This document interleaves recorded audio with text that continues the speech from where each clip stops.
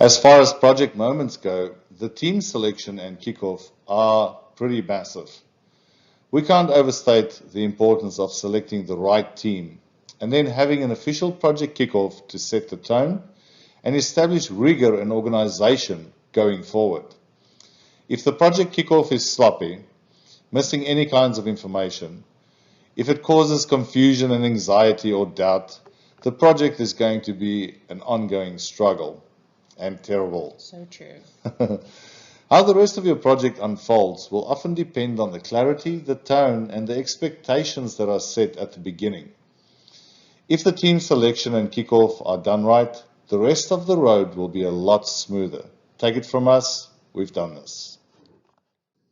In reviewing the high-level milestones of an RAE project, the starting point is to identify opportunities for an RAE, where we evaluate the characteristics of the issue to ensure that an RAE is the right approach. In this module, we're covering the second step, the team selection and project kickoff. As a guideline, this step should occur around 6 weeks before the date of the actual event. This is to allow enough time for a thorough kickoff and to allow time for the preparation that must occur prior to the event. So before we get into this next section, let's talk through the different people who are involved in a successful RIE. Just like with any continuous improvement effort, it requires that we are clear on our goals and also on the many roles or contributors who will make the RIE a success. With an RIE, the key roles are the process owner, the sponsor, RIE lead or facilitator, the RIE team, and of course, the stakeholders.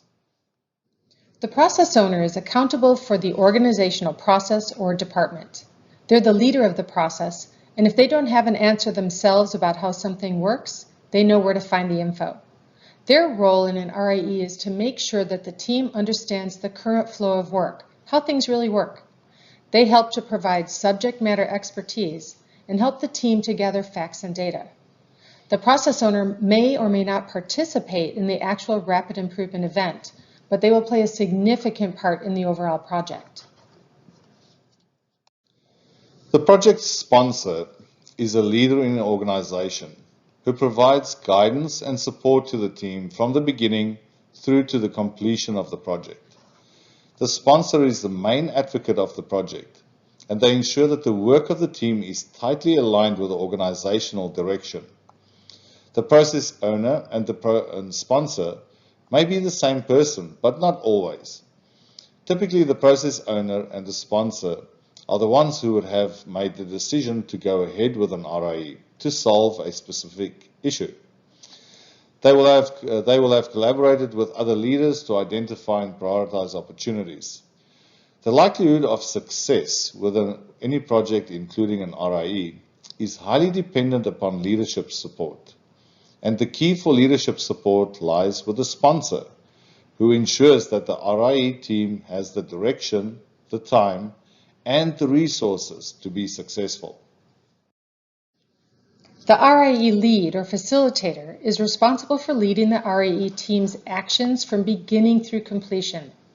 The RIE lead will drive the preparation, will facilitate the event, and will lead all follow-up activities.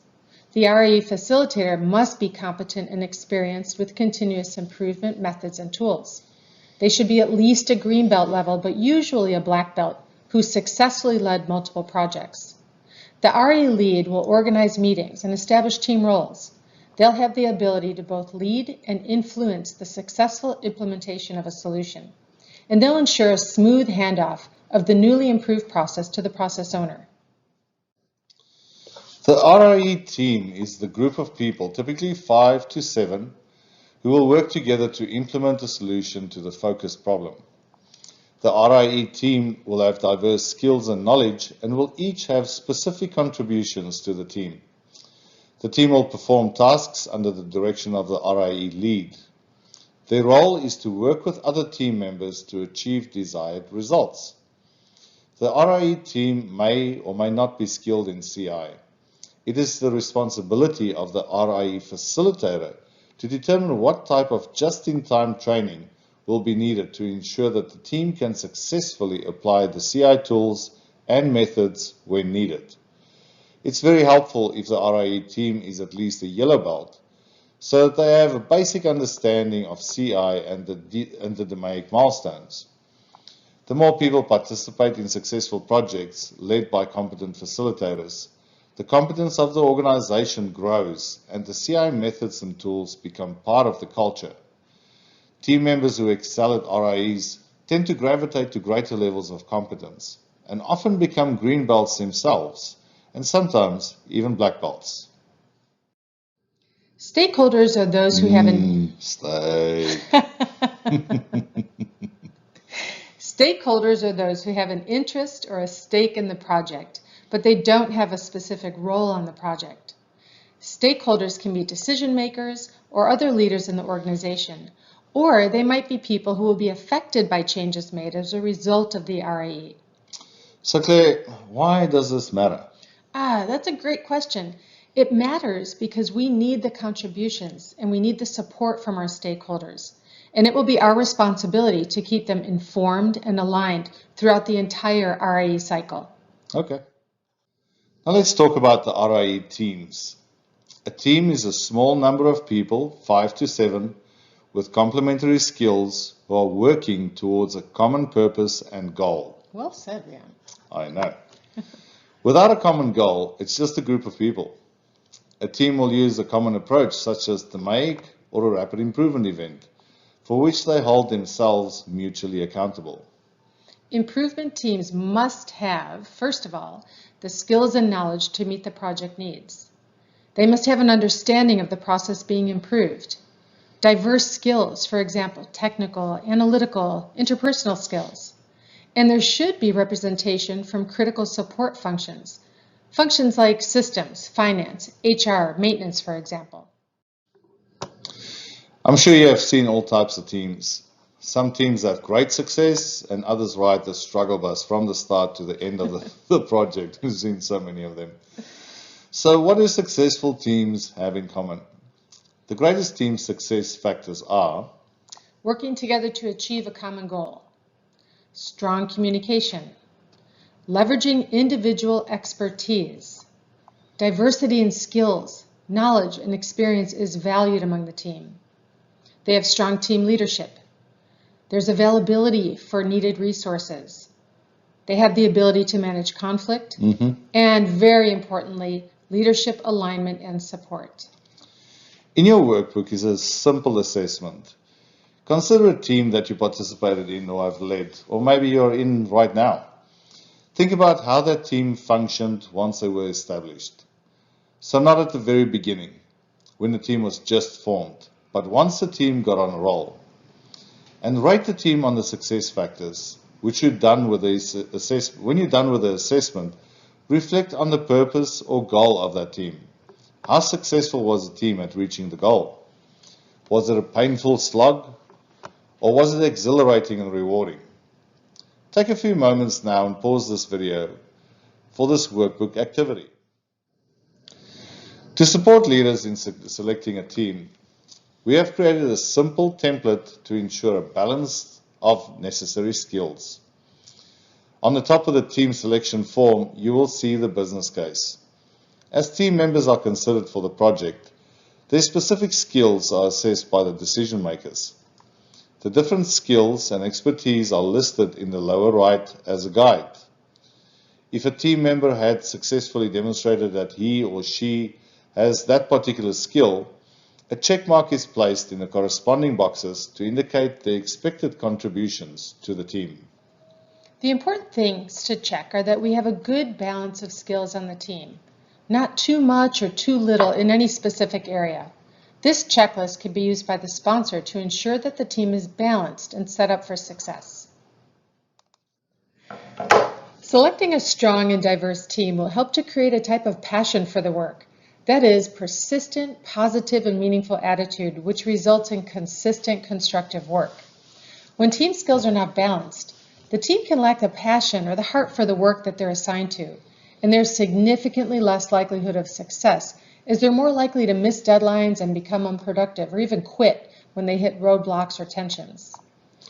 Choosing the best functional expert or selecting individuals just based on bandwidth Very popular method. does not necessarily translate to performing well for a specific project.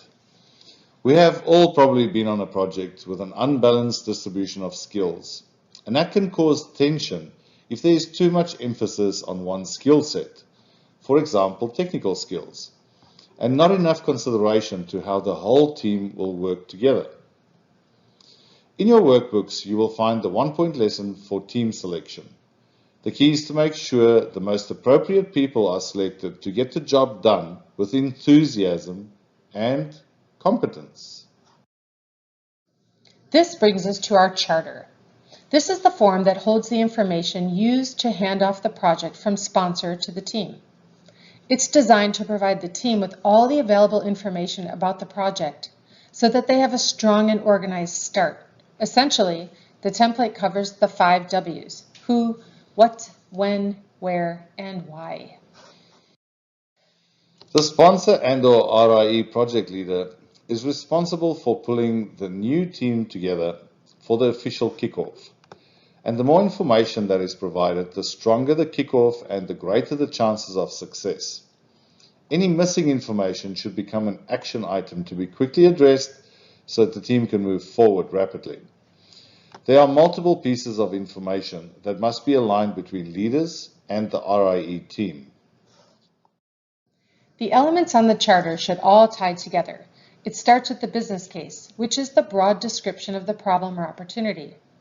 A business case provides justification for undertaking the project. Referring to the RIE project criteria, the sponsor can draft a summary of why this project is important. A business case should include the broad statement of area of concern or opportunity, the expected impact or benefit of the potential improvement, the expected impact or cost or risk of not improving, and it should provide a link to organizational strategy, customers, or values. The problem statement is a further detail that aligns with the business case. The problem statement is a clear and specific description of the problem that the team is expected to solve. It's not always a problem. Sometimes it can be an opportunity, like serving a new type of customer or providing a feature that we haven't done well before. The problem statement should include a description of an issue, gap, or opportunity. The problem statement should include a measure of the problem or the baseline measure. This is a clear measure that shows the severity, impact, or frequency of the problem. This will be used as the before picture. And the problem statement should not include the cause, blame, or accountability, or a solution. The goal statement should align directly with the problem statement. So if the problem statement is cycle time is slow, then the goal should be to improve cycle time. If the problem is defects, then the goal should be to improve defects. To create a good goal statement, we follow the guideline of SMART goals by ensuring that the goal is specific, measurable, achievable, relevant, and time-bound. The timeline captures the target and actual milestones for the RIE project. This timeline may be determined by the sponsor and RIE leader, or it may be a collaborative discussion with the team to determine the target dates. But once you've decided the dates, you stick to them. The scope provides important information to the team so that they understand what's in bounds and what's out of bounds. Anything in scope means that the team may investigate, analyze, and potentially change it. Filling out the scope is best done as a collaboration between the sponsor, the RIE lead, and the team. The roles clarified relevant roles in the project who are not RIE team members. In this section, we clarify the process owner, the sponsor, the RIE facilitator, and any other stakeholders. The project sponsor and RIE leader will be a part of the RIE kickoff team. At this point, they may ask for input from the RIE team to brainstorm a list of stakeholders to ensure that we have a complete awareness of stakeholders for the project. And lastly, the sponsor provides a budget for the RIE team. Is the team expected to implement a solution at zero cost outside of their time? Or is there some budget amount that can be considered for the improvement? Setting the budget up front allows the team to plan for their potential improvements early on in the project. The project kickoff is typically a meeting with the project sponsor, the RIE facilitator, and the newly assembled team.